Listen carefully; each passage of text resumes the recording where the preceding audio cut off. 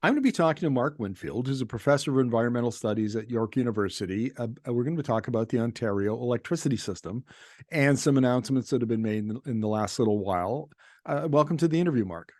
Hi, Mark. I'm good to see you. I think this is probably the 10th or 12th, interview that I've done with you about Ontario's electricity system. It is, I think, we generally agreed that it's broken. Policy is a mess. And some of the announcements that were made in the last week or two have done nothing but exacerbate that as far as I can see. Why don't you give us a brief overview of what actually was announced and where we're going? Well, we've had a string of announcements, and in some ways, a pathway is emerging, and it's not sure it's the one you might necessarily want. Um, but we've had a series of announcements. One related to a life extension on the Pickering nuclear power plant just east of Toronto, which was actually supposed to have closed in 2018 and is now apparently going to be extended out to 2026, if not longer. And now behind that, there was a discussion of, do we attempt a refurbishment on the Pickering B plant, which is 4 units, which had been a decade ago described as completely uneconomic. The plant was supposed to retire. The government then announced that it was going to go through a procurement of 1,500 megawatts of new gas-fired generation. That was on top of the renewal of contracts for existing gas plants as well. There was some storage thrown in there as well. And then most recently, we've had OPG sort of announcing or re-announcing its intention to build a small modular reactor, although not really that small or modular, at Darlington. So in a sense, a pathway is emerging, which is a combination of nuclear and natural gas. I think is where we're getting to. Whether that's the pathway we necessarily want is a good question at this stage. And the one we forgot is the government of Ontario has pulled the plug on the 7-year-old Ontario-Quebec electricity trade agreement. So Yeah, the government is basically saying to Hydro-Quebec, we're not interested, we're not which, interested. Yeah. given the surplus electricity at a reasonable cost right across the provincial border, seems odd. To say the least. I mean, the whole thing seems odd.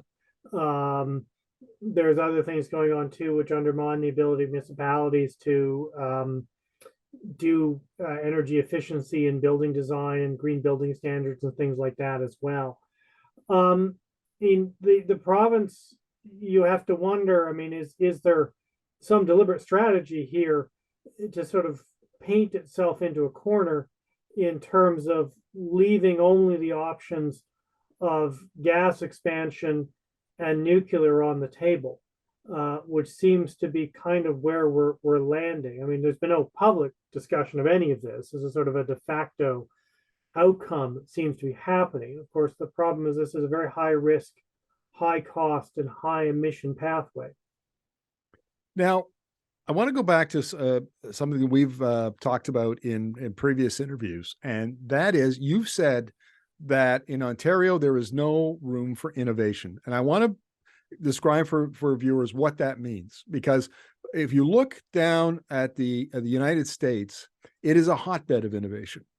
It is the old traditional utility business model, vertically integrated.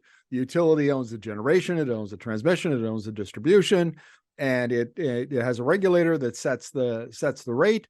All of that is being dismantled. It's all evolving into this flatter model, where the utility becomes a platform for trading electricity, for trading services. It's being much more market-based. It's adopting renewables at a substantial. That seems to be the future, and a lot of this is not driven by policy. A lot of it is those that's involved, but a lot of it is just driven by all these new technologies, and a lot of technologies that the public never hears about. In digital technologies and transmission technologies and so on.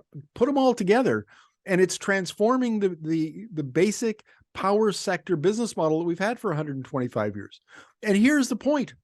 The Ford government seems to want to double down, triple down, quadruple down on the old 125-year-old business model. at a time of tremendous technological change, and it makes no sense to this journalist.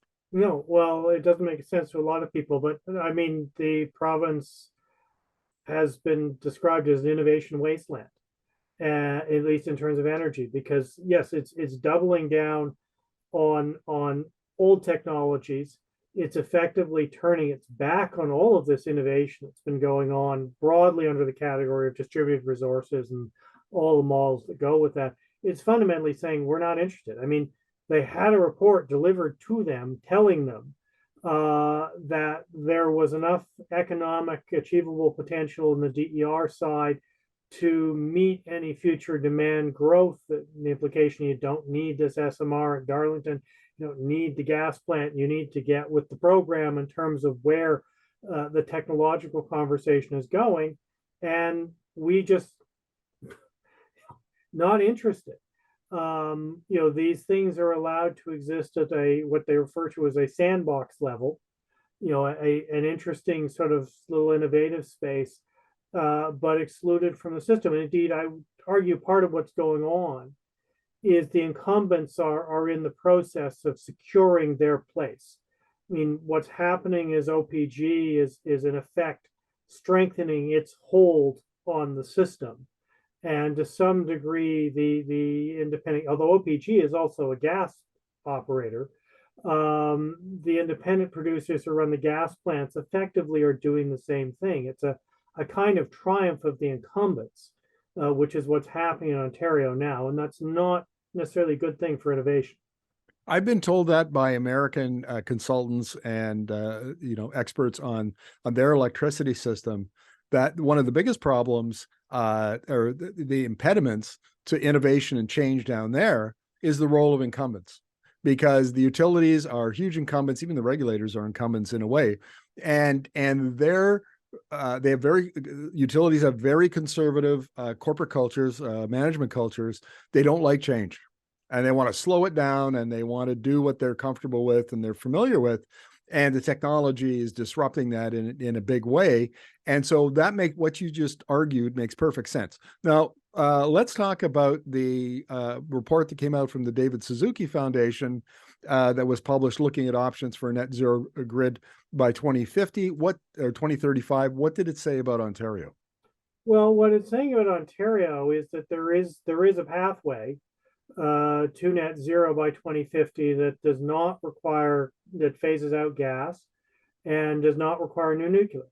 It does require substantial growth on the renewable side, which is something the province, as we discussed before, the Ford government appears to have some kind of allergy about anything to do with renewable energy. They can't even bring themselves to say it. With storage, also enhancing the relationship with Quebec, also pushing the envelope on efficiency. Interestingly, the Suzuki report, although it uses some very, very about as sophisticated modeling structure as you're going to find for an electricity system, both on the capacity and also the operational side, was actually in some ways technologically conservative. It did not, for example, consider distributed resources, partially because at that stage, nobody had really fully modeled out what the potential might be. That sort of emerged, after they had done their work. So we're seeing identified from a number of different sources, different pathways forward for the province, which are not relying so much on big centralized resources, which are high impact and high cost. But the province does not seem in the least bit interested in hearing any of this. And this isn't just tied to the Ford government. I mean, we're not going to let Premier Ford off the hook, but it goes deeper than that, because Ontario basically has no planning or regulatory framework around the future direction of the electricity system. And, again, looking to back, south of the border to the Americans, they do planning at the state level. They do planning at the regional level. They have a federal energy, they have FERC, Federal Energy Regulatory Commission. Thank you. They've got all of that. They have these big national laboratories, like the National Renewable Energy Laboratory. They've got, the Lawrence Livermore Laboratory. There's a pile of them. They all do modeling. They all do studies on various aspects of this. And by comparison, we look like Canada's or Ontario is like a pea shooter compared to a cannon. It's pathetic. And yet electricity is quickly becoming the fuel of the 21st century economy. And Ontario is like horse and buggy times. This is just nuts. We're backwater. And but keeping in mind we're also embedding pathways very deeply, that we're creating fleets of what could become stranded assets very easily. But no, we seem to have no notion of a pathway forward at all. Indeed, it would sort of fall into certain civil society organizations to try and do some of the innovation. There's more of that coming down the pipeline. There may be internal conversations happening at the IESO. I mean, some people were surprised the DER study ever saw the light of day. But you're in a situation where you have incumbents, not just Ontario, but in other places too, who are not necessarily interested in change. They're not necessarily interested in seeing their dominant role in the system displaced. And that doesn't leave a lot of room for innovation. And it does have the result of turning us into something of a backwater, and probably not thinking enough at the level at which sort of you would need to about what the implications of decarbonization are and what the implications of electrification are, and what pathways around those things might actually start to look like in different provinces. We don't seem to be moving there at all. We've got a certain degree of incumbent complacency at best, potentially a dangerous complacency that doesn't seem to enable us to move forward.